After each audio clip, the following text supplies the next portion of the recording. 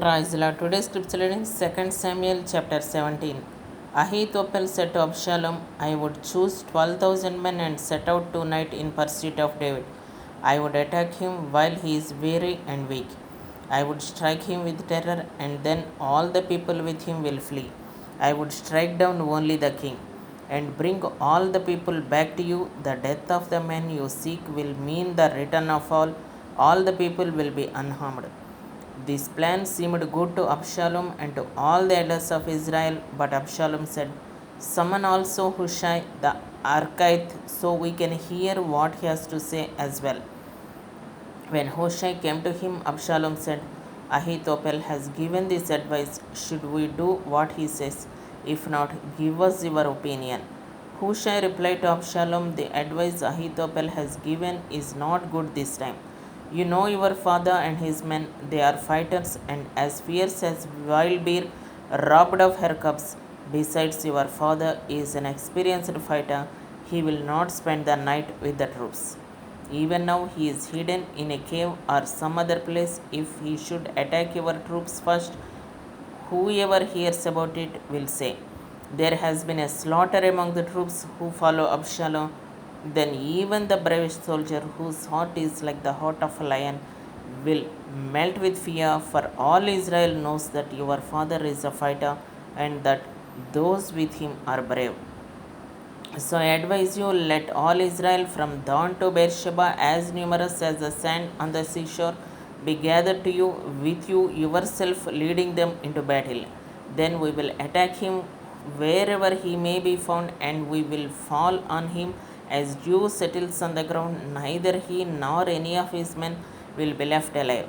If he withdraws into a city, then all Israel will bring ropes to that city, and we will drag it down to the valley until not so much as a pebble is left.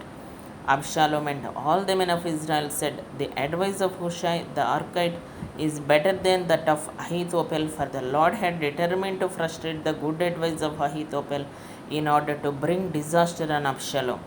Hushai told Zadok and Abiathar the priests, Ahithophel has advised Absalom and the elders of Israel to do such and such, but I have advised them to do so and so. Now send a message at once and tell David, do not spend the night at the forts in the wilderness. Cross over without fail, or the king and all the people with him will be swallowed up. Jonathan and Ahimaaz were staying at Enrogel. A female servant was to go and inform them, and they were to go and tell King David, for they couldn't risk being seen entering the city. But a young man saw them and told Absalom. So the two of them left at once and went to the house of a man in Bahurim. He had a well in his courtyard, and they climbed down into it. His wife took a covering and spread it out over the opening of the well and scattered grain over it. No one knew anything about it. When Absalom's men came to the woman at the house, they asked, where are Ahimaaz and Jonathan? The woman answered them, they crossed over the brook. The men searched but found no one, so they returned to Jerusalem. After they had gone, the two climbed out of the well and went to inform King David. They said to him, set out and cross the river at once. Ahithophel has advised such and such against you. So David and all the people with him set out and crossed the Jordan. By daybreak, no one was left who hadn't crossed the Jordan. When Ahithophel saw that his advice had not been followed, he saddled his donkey and set out for his house in his hometown. He put his house in order and then hanged himself, so he died and was buried in his father's tomb. David went to Mahanaim, and Absalom crossed the Jordan with all the men of Israel. Absalom had appointed Amasa over the army in place of Joab. Amasa was the son of Jether, an Ishmaelite who had married Abigail, the daughter of Nahash and sister of Zeruiah, the mother of Joab. The Israelite and Absalom camped in the land of Gilead.